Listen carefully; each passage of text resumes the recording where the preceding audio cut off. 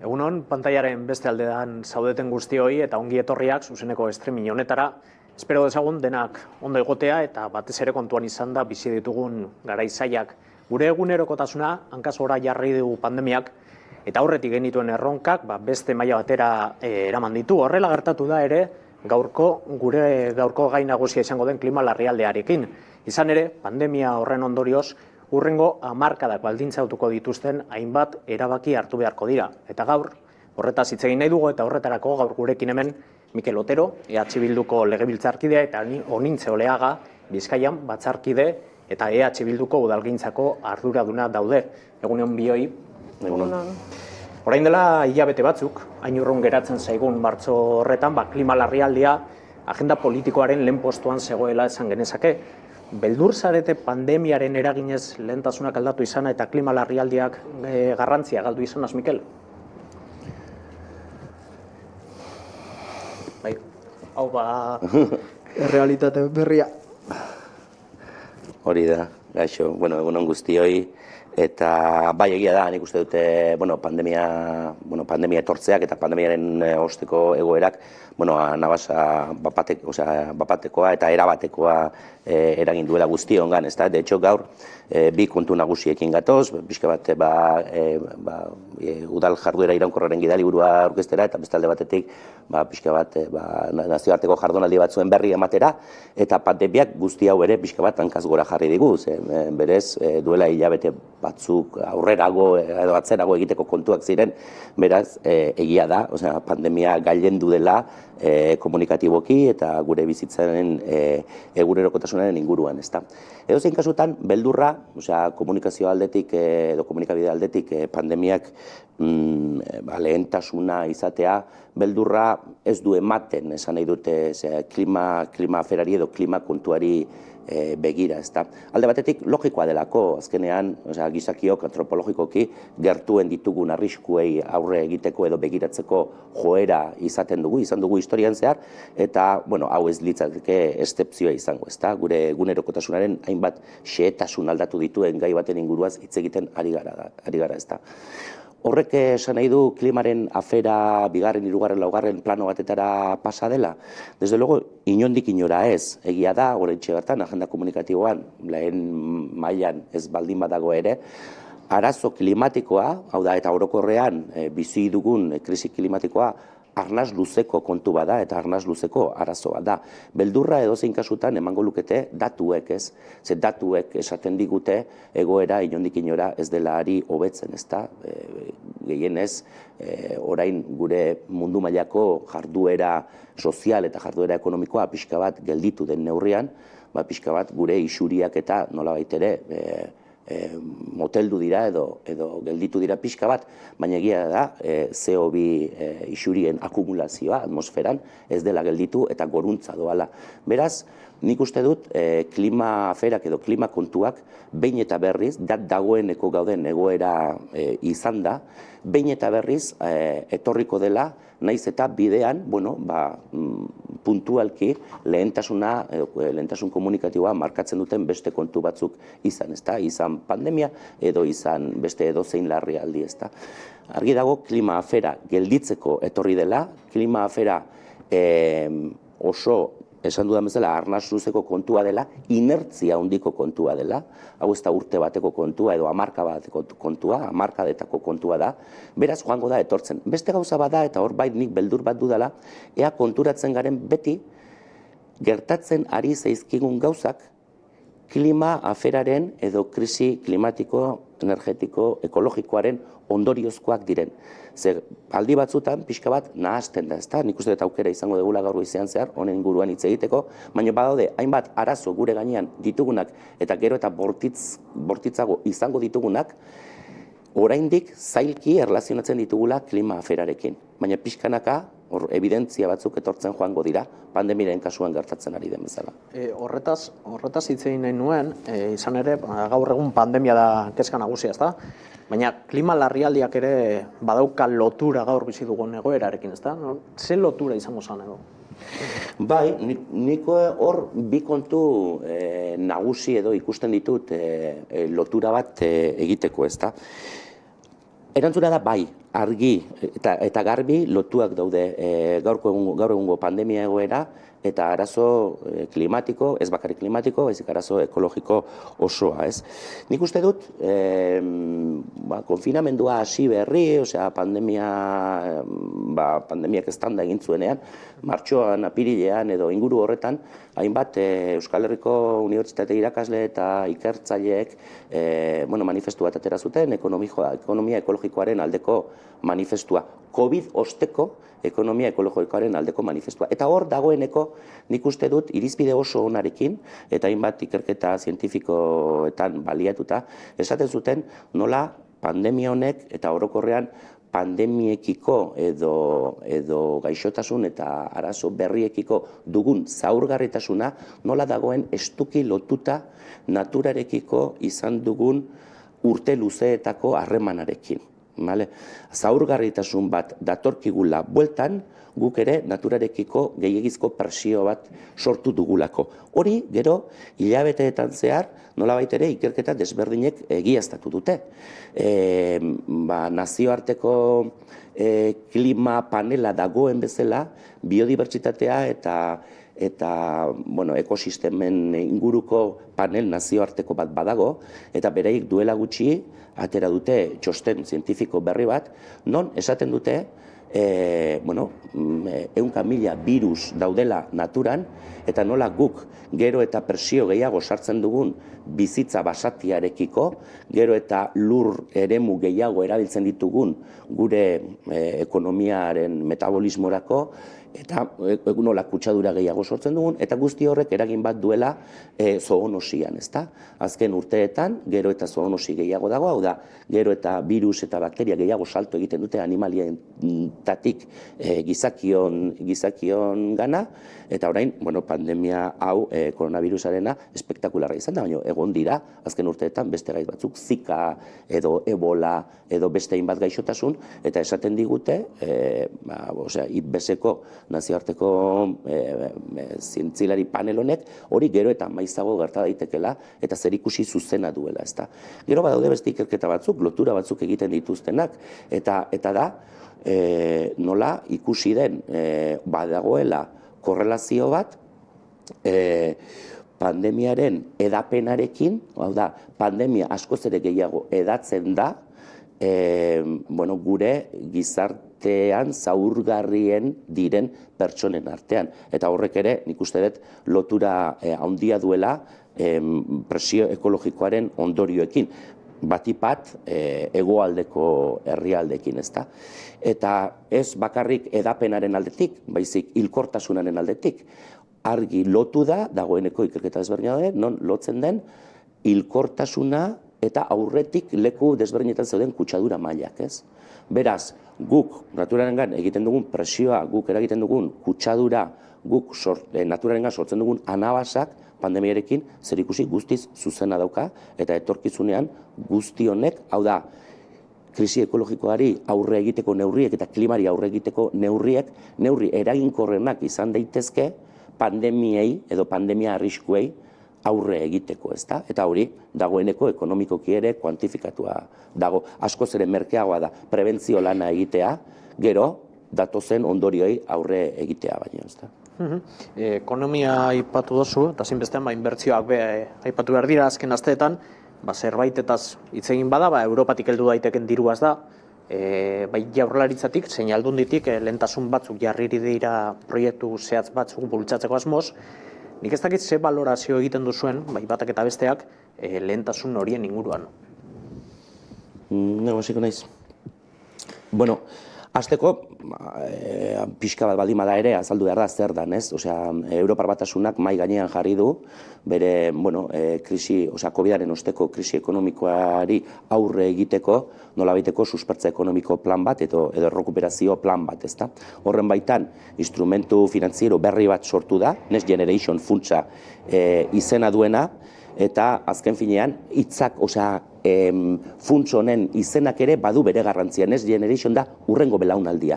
Urrengo belaunaldia zentzu desberdinetan. Hau da, diru bat aurreratuko da, diru bat maileguz hartuko da, datorren belaunaldiari begira.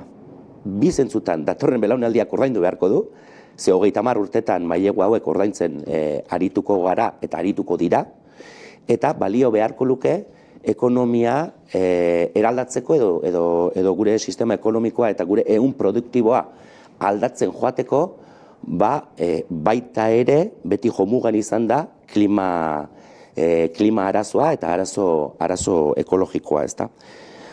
Printzipioz itxura ona du, hor badaude arazo batzuk, ze Europak azkenean dirua jartzen duenean baldintzak ere jartzen ditu, eta baldintza horiek guztiz zehaztu gabe daude, eta nik uste dut hor arazo bat badagoela. Badago beste arazo bat, eta hau estatuen bidez egin dela, eta azkenean interlokutore, osea Bruselarekiko interlokutoreak estatuak izango dira, eta azkenean honek prozesu birzentralizatzaile baten atean jartzen gaitu.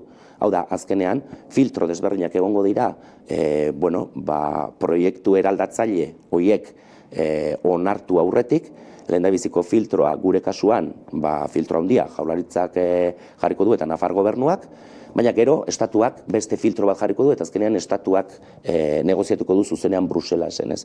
Beraz, hor zentralizazio arriskua dago. Eta gero, hor badago beste arrisku bat, eta nik uste dut honintzek ere honen inguruan hitz egingo duela, eta da, gaur egun agintean daudenek, gure kasuan batipat EAJaren papera Euskal Autonomia Erkidegorako, zer duten buruan funts hauekiko, ezta?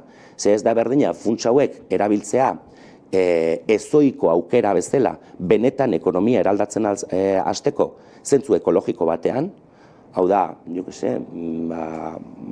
nekazaritza ekologikoa bultzatzeko, energia berriztagarria bultzatzeko, etxe bizitzen birgaitze energetikoa bultzatzeko, edo, lehen zerrendetan aurkeztu duten bezala, ez da berdina hori egitea, edo betikoen aldera, betiko enpresa erraldoi kutsatzaileak izan direnen alde egiteko.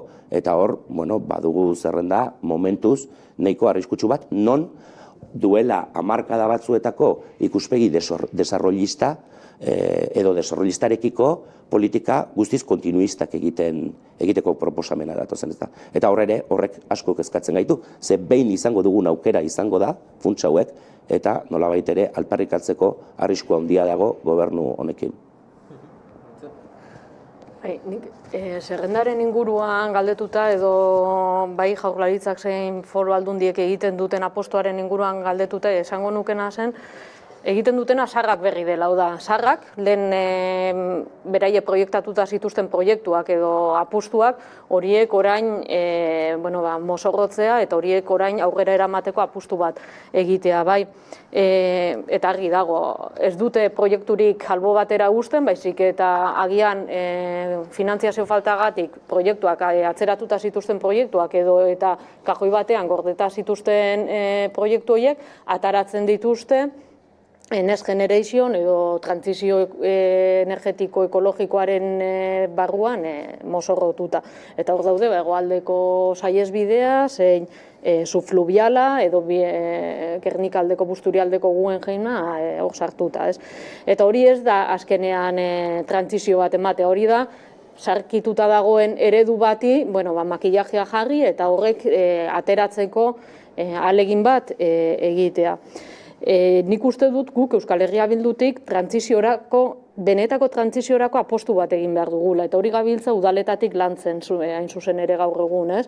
Udaletatik lantzen gabiltzena da, Next Generation, hau da, urrengo belaunaldiei zelako herria utziko diegu.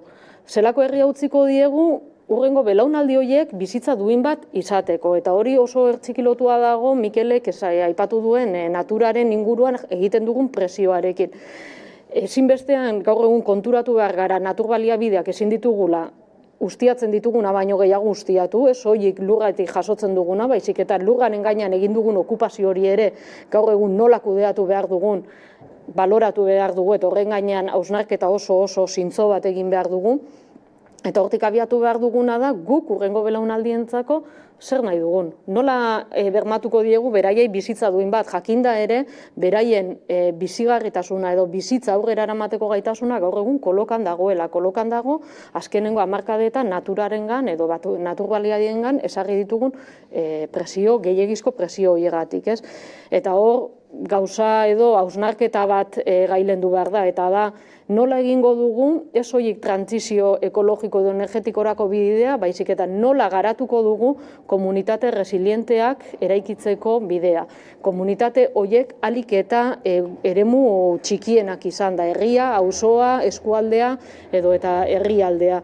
Baina hori da bilatu behar duguna, ez? Gu gure komunitatean behar ditugun behar izan horiek nola asetzen ditugu komunitatean bertan ematen diren baliabide sozial, natural eta ekonomikoekin. Eta hori da udaletatik orain abiatzen ari garen apustua. Nola egingo dugu erabiltzeko Next Generation funtsa hauek udalei beraien hurrengo belaunaldietarako bizigarritasuna bermatzeko.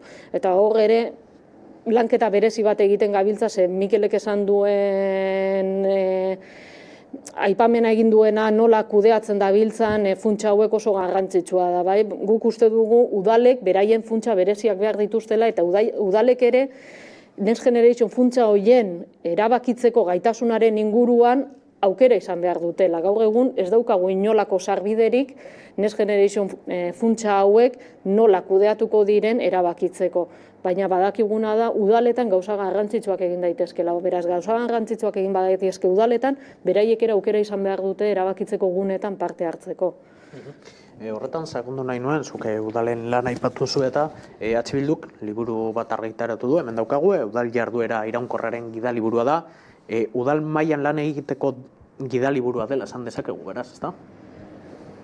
Bai, egia da, gidaliburu hori orain dela urtebete planteatu genuen, olako bilera batean hausnarketak edo ideia josa bate egiten hasi ginen, Next Generation eta funtsa hauek baino lehenagotik, eta hausnarketa egiten genuena zen, aipatu duguna, guk udaletan badaukagu eragiteko gaitasuna, guk udaletan badaukagu erabakitzeko gaitasuna eta proiektuak aurrera eramateko gaitasuna, eta beraz, apustu argi bat egin behar dugu udaletan trantsizio energetikoa eta jasangarritasunaren aldekoa. Orduan, askotan egiten dugun bezala, udalei zer egin behar duten aipatu barik edo dena delakoa, pentsatu genuena zen tresna praktiko bat eman geni saiokela, ez? Eta hori izan da udal liburuaren jatorria. Hau da, tresna praktiko bat izango da udalentzako, nun jasotzen diren jasangarritasun edo iraunkortasunaren arloan udaletatik zein eremutan eragin genezaken. Aipatzen da hirigintzan nola eragin genezaken jasangarritasunaren, kontratazio publikoaren arloan, zeren guztia ez da udalek egin dezaketena, baizik eta udalek ere sektore pribatuak bere konpromesoak hartzea eragin dezakete, eta hori garrantzitsua da. Eta baita ere aipatzen da, jasangarritasun EAEko jasangarritasun legearen inguruan zein aspektutan konpromisoak hartu behar ditugun jasangarritasun politika praktikoak aurrera eramateko, eta gero azkenik daude, hamarnaka eta hamarnaka adibide, zeintzuk inspirazioa eman aldi zaioketen beste udal batzuei, beraien udaletan horrelako praktikak edo horrelako eredugarriak izan daitezken proiektuak gauzatzeko. Asmoa hori izan da, eta uste dut, gu pozik gaude liburuaren emaitzarekin, eta uste dugu benetan hori izango dela. Gauza praktiko bat, udalei laguntzeko politika iraunkorrak aurrera eramaten. Batzuetan hori, klimarekin lotutako politikak lotzen ditugulako instituzio handiekin, ulertu instituzio handiak, baina udaletatik ere zer egin ikusten da. Ez dakit gidaliburuan agertzen diren adibide pare bat jartzerik baukasun. Egia da oso zaila dela adibide batzuk aukeratzea, gainera adibide batzuk aukeratzen direnak, kanpoan geratzen direnak gutxiesten dira, ez da. adibide pila bat ditugu, ez soilik EH Bilduren udal gobernuek aurrera eramanikoak, baizik eta beste indar politiko batzuk ere aurrera eramandako adibidea jaso ditugu eta gainera oso osatua da liburua. Badago esaera bat esaten duena jente txiki askok, gauza txiki asko eginda toki txiki askotan mundua irauli dezakela, ez? Eta hori da gu praktikan uste dugu udaletatik asko eragin dezakegula, eraginteko gaitasuna ez dugula soilik udal gobernuan, baizik eta herrigintzatik ere asko eragin daiteke, herrigintzatik aurrera eramandako proiekturen batzuk ere jasotzen dira hor, eta uste dugu horrela eraginda gaur egun indarrean edo bizi dugun eredu ekonomiko, ekologiko ez jasangarri hau irauli genezakela, ez? Nik adibideak enituzke aipatuko, adibide zehatzak aukeratu, baina bai, bi aspektu nabarmenduko nituzke. Bata da, udal batzuk duten determinazioa jasangarritasun edo iraunkortasun politikak aurrera eramateko, eta hor ikusten dugu badaude udalen batzuk asparrena besteak beste, nun 5 proiektu agertzen diren, hori ez da kasualitatea, beraien baliabideak posible egiten dutelako, baizik eta da hor, politika iraunkorrak aurrera eramateko determinazio bat dagoelako. Eta beste aspektu bat azpimarratuko nuke, eta da, nola egiten dugun hau, bai? Eta badaude proiektu batzuk, begia da, proiektu batzuetan udalak erabakita gauzatu soilik egiten duela, baina beste proiektu batzuk komunitatearekin batera egiten direnak, eta oso garrantzitsua da guztiok batera egitea, zeren horrek ondorioak ditu, ez soilik udalean ematen diren zerbitzuekiko, baizik eta norbanakoaren jokaerarekiko ere. Eta oso garrantzitsua da, adibidez, Larrabetzun, hondakinen arloan egin duten proiektua nun komunitateak berak aurrera eramaten duten, edo Urduñan, elikadura burujabetzaren alde apustua egin zutenean, herritarrekin eta herriko sektore desberdinekin aurrera eraman zuten. Eta hori ere oso garrantzitsua da. Ez izatea soilik udalean hartu eta hor gauzatzen den erabaki bat, baizik eta herriarekin batera ziklikoki gauzatzen edo garatzen den erabaki bat izatea. Lana beraz, Mikel, udaletatik hasi behar da, ez da? Bai, desde luego, nik uste dute gidaliburuaren espiritua hori dela, ez da? Ez bakarrik esatea udaletatik eta azken finean herritarren gertuen dagoen administraziotik hasi behar duela lana, baizik eta lana dagoeneko hasia dagoela, ezta? Eta proposamena, gidaliburuaren proposamena da, hasita dagoen lan bat nolabait ere guztiok barneratzea, interiorizatzea eta praktika sistematikoak bilakatzea. Iruditzen zaigu, eta nik uste Tonitzeko ondo azaldu duela, gero etorri daitezkela beste instituzio batzuetako, beste bultzada batzuk, beste funts batzuk, beste norabide batzuk, baina argi dagoena da guk udaletan eta toki erakundetan orokorrean egiten dugun lanak, datorrenak datozela eginiko eta aurreratutako lan bat izango dugula, ezta. Por eso decimos que es importante la práctica municipal basada en el principio de la sostenibilidad, ¿no? Porque, primero porque hay gente completamente comprometida que ya lo está haciendo, entonces yo creo que es un buen momento para poner en valor ese trabajo que se está haciendo, ¿no? Y después porque, partiendo de esas prácticas que ya existen, lo que queremos es hacer un contagio, ¿no? Tanto que se habla de contagios últimamente, ¿no? Que es precisamente ese virus de la buena práctica el que se contagia en todos los lados, porque después podrán venir o no fondos de otras instituciones, apoyos, políticas públicas diferentes, pero lo que hayamos avanzado ya en nuestros propios municipios y efectivamente caminando con los vecinos y las vecinas, es un trabajo que ya tenemos, porque todos los pasos que hayamos podido dar en términos de resiliencia ante lo que, ¿no?, con mucha probabilidad va a venir, que es una cierta tendencia a la escasez en algunas cuestiones por lo menos, pues todo lo que hayamos adelantado será un trabajo que ya está hecho y que por lo tanto a partir de esas como bases municipales en las que estemos haciendo las cosas bien, podamos expandir otro modelo y otra manera de hacer, ¿no? Pandemia honetan, batez ere konfinamentuan, espazio publikoak garrantzia handia hartu du. Gidaliburu horretan, aipatzen da herrien eta hirien diseinuak, zuk ere aipatu duzu. Eta hor, erabaki eraginkorrak hartu daitezkela, zeintzuk adibidez honintzea? Bai, espazio publikoaren erabilerari dagozkionez, egia da guk pandemia edo postkonfinamendu sasoi horretan hartu genituela udal jakin batzuetan erabaki batzuk, espazio publikoaren erabilera nola beste era batera diseinatu. Bai? Pandemiak agerian jarri izan badu da, pertsonok espazio publikoa konkistatu egin behar dugula, edo espazio publiko hori beste era batera erabiltzeko behar izan dugula. Nire asko gustatzen zaizkit adibidez, pertsonala da, baina egia da oso zabala dela, Bienak edo Berlinek hartu dituzten erabakiak. Ikusten baditugu, Biena izan zen aitzindaria honetan, edo behintza publikoki horrela adierazi zuena lehen da bizi, nola kaleak transformatu egin dituzten, bai? Eta gainera, diruzko inbertsio publiko asko egin gabe. Kaleak bizilagunentzako egokitu dituzte. Kaleak izan dira orain arte ibilgailuentzako edo eta ekonomiaren zerbitzura diseinatutako zerbait. Eta pandemiak zerbait argi utzi badigu izan da bizitzeko beste eredu baten beharra, bai? Espazio publikoa erabiltzeko beste era bat edo bizilagunok, herritar guztiok aire librearekin konektatzeko behar izan hori nola izan dugun. Eta hori dator espazio publikoaren erabilera gaiaren gainean egin behar den hausnarketa bat.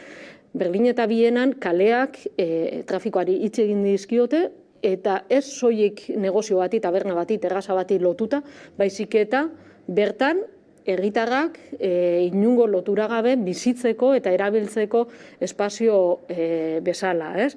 Askotan izan da soilik umeentzako klarionekin margostutako jolas batzuk ezarrita, beste batzutan zuhaitzak landatuta edo eta jesarlekuak ezarrita jenteakan bere eguna eta espazioa konpartitu dezan. Eta hori behar izan da orain agertu egin dena. Orduan, guk ere hor hausnarketa bat eta ausardia bat egin behar izan dugu.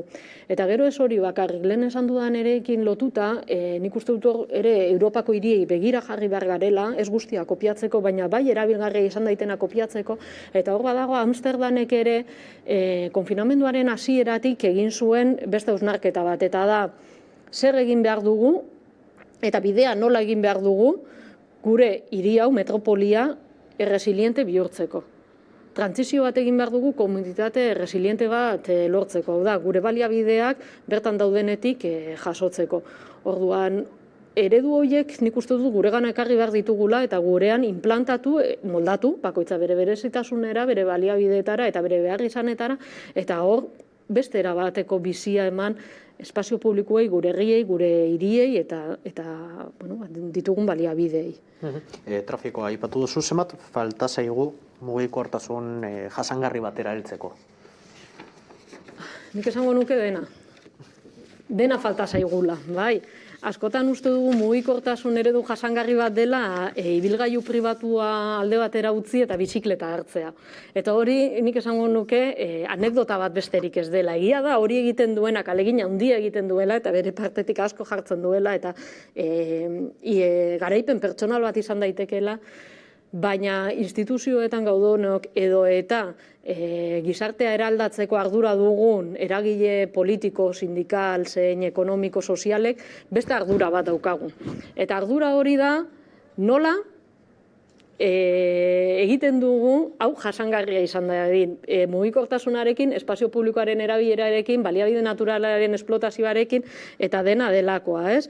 Orduan, nik ordu esango nuke mugikortasun jasangarrirako bidea egiteko determinazio hartzen badugu, mugikortasuna baldintzatzen duten aspektu guztietan eragiteko erabaki hartu behar dugula, bai?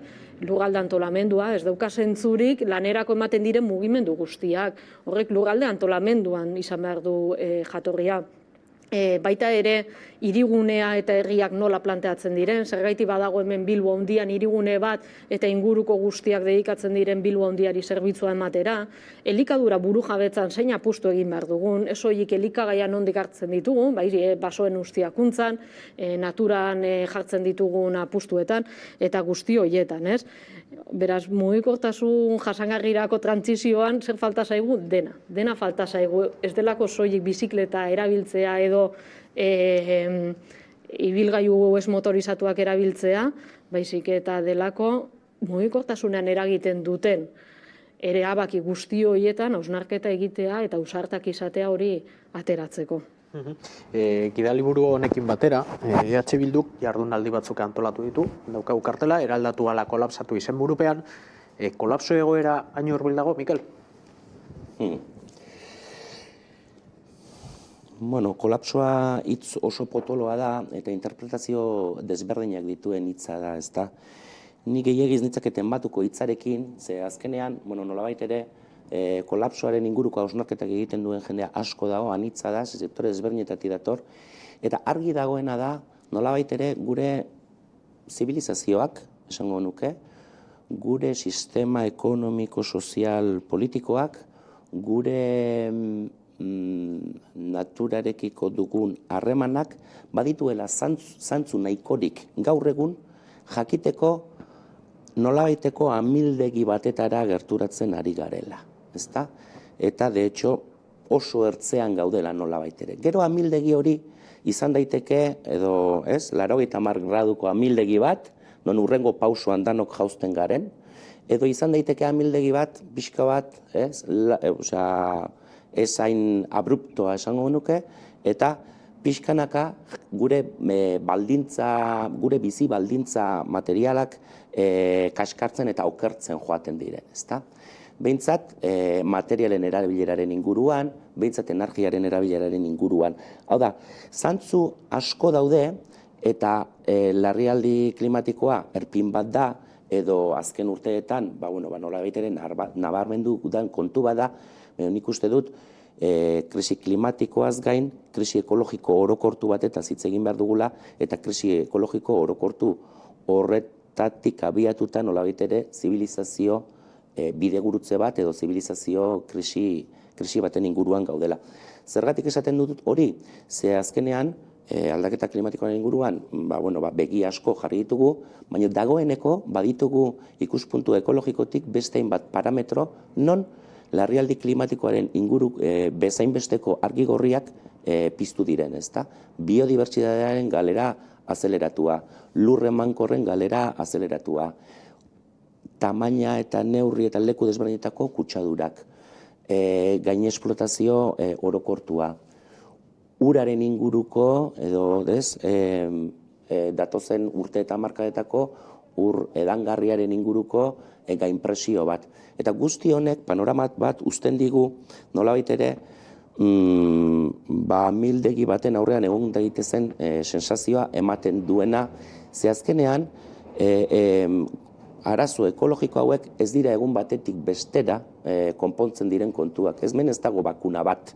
Hemen ez dago bakuna bat non denok txertatzen garen eta hurrengo egunean gure bizitza gutxi gorabehera normala egiten jarraitu dezakegun. Hau da, biodibertsitate galera da betirako galera.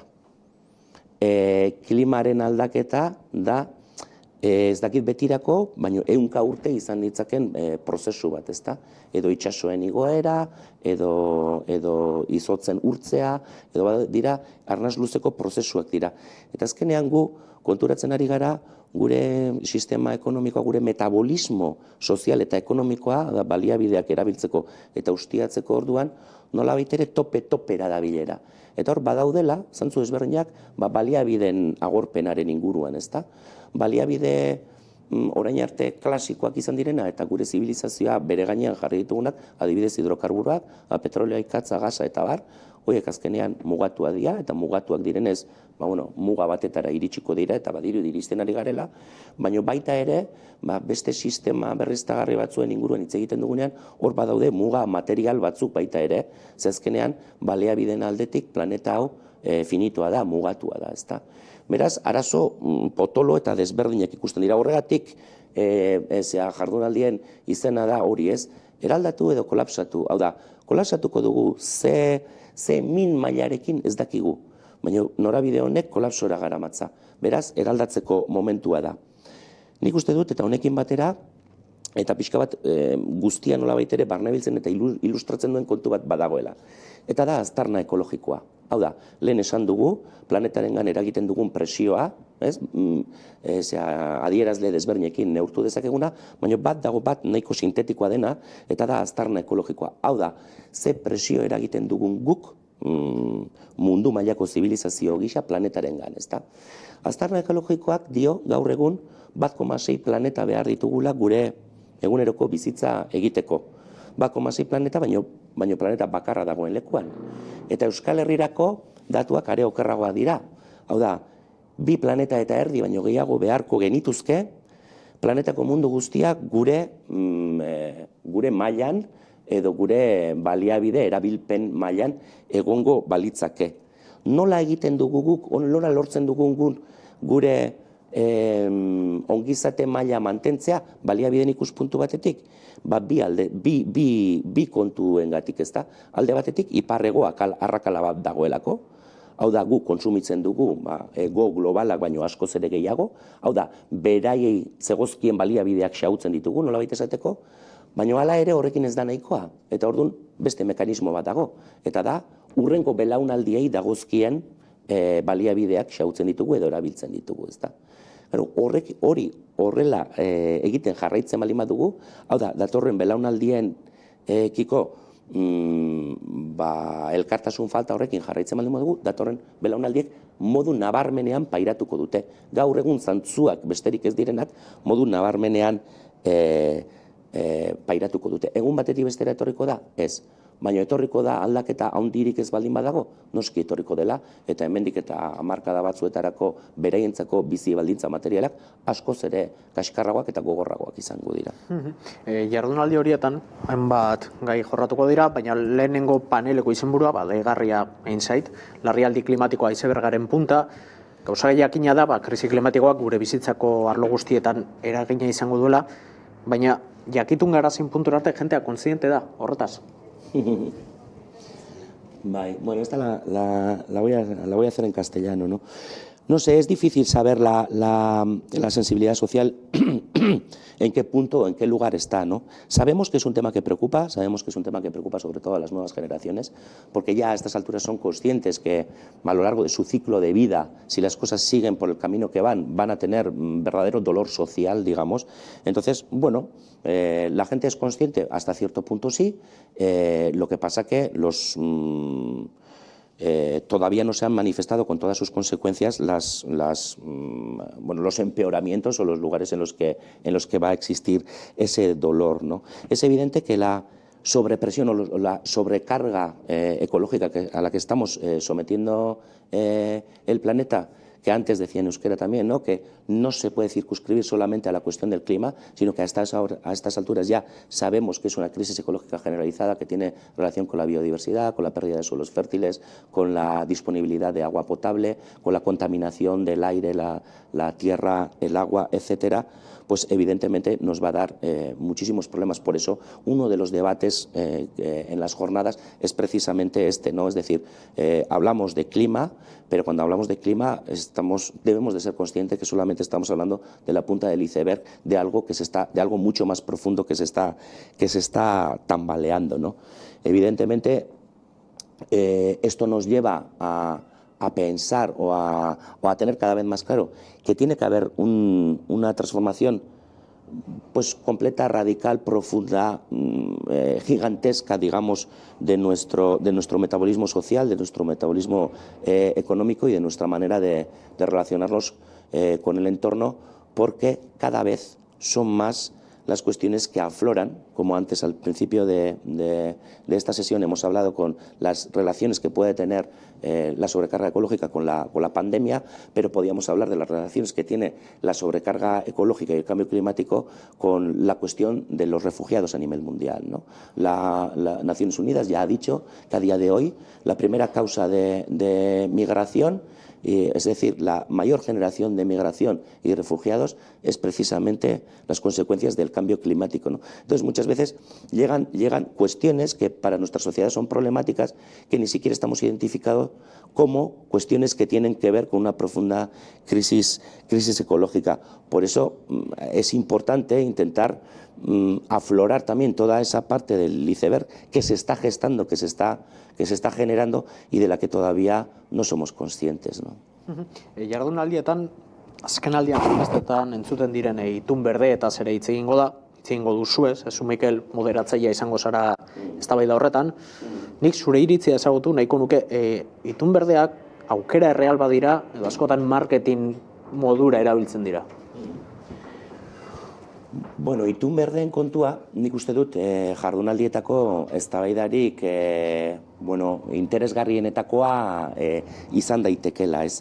Zergatik, ze azkenean aukera erreal bat dago gaur egun, hainbat estatuetako politikak itun berdeen bidean joatea, ez da? Hau da, orain arte, beti bezalako edo betiko estiloko negozioen bidea erabili dugu, ez? Non hazkunde ekonomikoa zen helburua, irabaziak ziren helburuan, natura externalizazio molesto bat bezala kontsideratzen zen, eta ikusi dugu bide horrek, edo garapen jakin baten bide horrek eraman gaituela bide gurutzea oso arriskutsu batetara, ez da? Orain, gutxi gora bera, badago nolabaiteko kontsentsu bat, ez, klima itunen inguruan, badago kontsentsu bat eraldaketa bat eman behar dela, ezin dugula baliabide fosilak erretzen jarraitu orain arte bezala, ezin dugula aldaketa klimatikoa eragiten jarraitu orain arte jarraitu dugun bezala, bestela ekonomikoki nolabaiteko hondamendi baten bidean goazela. Opzioa edo aukera edo non ikusten da, nolabaiteko itun berdea, ez da? Pixka bat, eremu desberdinetik eta hori den kontzeptu bat da, Estatu Batuetan Green New Deal deitzen diote, pixka bat, depresio, 1929ko depresio handitik ateratzeko Rooseveltek erakiziluen New Deal kontzeptua jarraitu, hau da, nolabait ere estrategia arrakastatsu bat izan zen bere garaian, baina orain hori bidegurutze klimatiko eta ekologikora ekarri nahi da. Indar batzuk jarriko dira, baina kontutan eduki behar da, eta nik uste dut horregatik dela gain garrantzia eztabaida, kontzeptua oraindik disputan dagoen kontzeptu bat dela. Hau da, Green New Deal batetarantz joango gara ez dakigu, oraindik ez daukagu garantia nahikorik, ez ote dugun jarraituko, orain arte jarraituko dugun bidean. Green New Dealaren bidea jarraituko dugu ez dakigu, baina ez bakarrik hori, Green New Deal nahikoa izan daiteke edo posible izan daiteke, edo sinesgarria da, kontutan hartuta Green New Deal hori aplikatu nahi duten, hau da, paktu berdea, ekonomiaren paktu berdea, edo paktu berde ekonomikoa, aplikatu nahi dutenek azkenean jarraitzen dutela bere hazkunde zaletasun matraka horrekin. Zaila da. Zaila da jakitea, benetan erramenta eraginkorra izango den, edo nolabait ere transiziozko erraminta bat izan daiteke, non atzera edo aurrera pausuak eman daitezken momentu batean, hainbat mugarri jarri ditzaken, gero beste aldaketa sakonago bat egiteko, ezta. Eta hemen nik uste dut ekonomia ikuspuntu ekologiko batetik ikusten duten adituek nolabaiteko eztabaida bat dutela.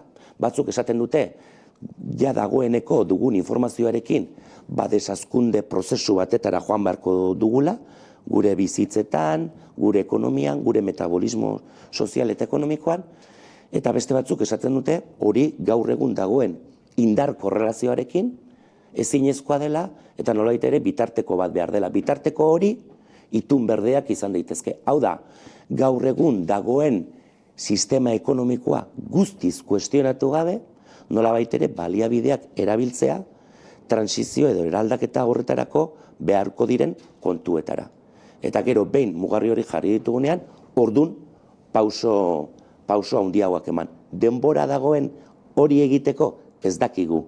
Argi dagoena da, ez badugu prozesu hori abiatzen ez goazela inora, eta argi dagoena da, denbora momentu honetan oso erlatiboa dela, eta naiz eta pauso honorabide honean dauden pauso batzuk ezartzen edo mugarri batzuk ezartzen ditugun, ez daukagu ziurtasun nahikorik garaiz iritsiko garen, benetan,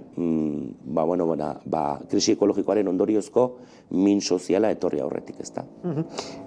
Bukatzen goaz, baina hasieran hitz egin duzu, udaletatik egin daiteken lan horretaz, eta zuk azpimarratu duzu, lan hortik hasi behar dela, baina jardunaldi hauetan Europak jokatzen duen rolaz hitz egingo da. Europa tamaina handiko instituzioa da, oso handia, eta horrek erabakiak hartzerako orduan, erritmoan badu bere eragina. Prest dago Europa honek lako erronka bati aurre egiteko?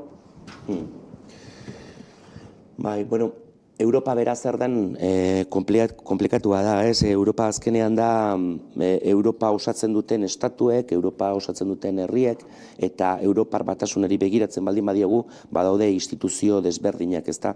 Badago kontseilua, badago batzordea, eta badago legebiltzarra, Europakoa, eta hor ere interes gurutzatuen nolabait ere merkatu handi bat da, ezta? Eta hor argi ikusten ari gara, esan nahi dut orain klima legeak eta pixka bat eztabaidatzen ari dira, eta hor helburuekin eta kriston gatazkak daude. Beraz, nolabait ere, Europa erreflejo edo isla bat da Europar jendartea eta Europar estatuak egiten ari diren lanen eta norabideen inguruan, ezta. Egia da, gaur egun, aurreko galderarekin lotura duen kontu bat, gaur egun ez dago benetan eraldaketa erradikal bat egiteko tenorean, esango genuke, ez? Hor, beste indar korrelazio bat beharko genuke, Europar ezkerrak indar askoz gehiago beharko luke, eta egia da, arrisku asko daudela, Europa azkenean badelako baita ere lobien bidegurutze bat, eta lobby, ez, gauzak berdin edo berdintxu jarraitzeko interesa duten lobiek beraien presioa eragingo dute Europan, ez da? Gaur, justu gaur, azaroak 9, eztabaidatzen da, ea, Europako funts berriak hidrokarburoen proiektuei bideratzeko aukera egongo den edo ez. Eta hori, ez baian dagoen kontu bada, ez da? Pixka bat zoroa da, ze pentsatzea funts berri hauek hidrokarburoak babesteko joan daitezela, pixka bateroa da, baina hori ere, hor arrisku hori dago. Edozein kasutan, ikusi behar da, Europa, esan nahi dut, nolabait ere monstru erraldoi bada, gauza poliki egiten dituena, baina baita ere, ikuspuntu politiko eta norabide desberdinetako influentziak pixkanaka jasotzen doan elementu bada, ezta. Nik uste dut, Europar batasunak, Espainiar estatuarekiko adibidez, hainbat kontuetan politika interesgarriagoak bideratu ditzakela, gero ikusiko dugu zertan gertatzen. Edozein kasutan, jardunaldietan, Europaren rolaz hitz egingo dugu, Europako funtsez hitz egingo dugu, baina baita ere hitz egingo dugu GUE-NGL-eko gure Europako ezker lagunen bitartez hitz egingo dugu beste eskala bateko politikez ere. Eta zentzu horretan interesgarria da, esatea baita ere, ez dakit, Irlandatik Sinn Féineko lagunak etorriko direla, beraien ingurumen klima eta bar politikak erakustera, Eskoziatik SNPko kideak etorriko direla, beraien itun berdearen inguruan hitz egitera, edo baditugu Dinamarkako, edo Finlandiako, edo Suediako kideak, bakoitzak beraien herrialdeen ikuspuntuetatik azaltzen saiatuko diren, orain arteko klima eta ekologia politiketan zeintzuk izan diren indarguneak, non egon diren arazoak, eta beraz nik uste dut Europaren argazki anitz bat izateko aukera izango dugula, ezta? Oso ondo, beraz, hau azaroaren 13 eta 14 egingo diren jardunaldian aurrera pentsikia izan da, pantailaren beste aldean zaudeten hori, gogoratu, orain deik izena eman dezakezue telematikoak izango diren jardunaldi horietan, eta Mikel, honintze, eskerrik asko eskinitako denboragatik, eta baita ere, pantailaren bestaldean zaudeten guztioi zaindu zaitezte, eta horrengora arte. Bale, eskerrik asko.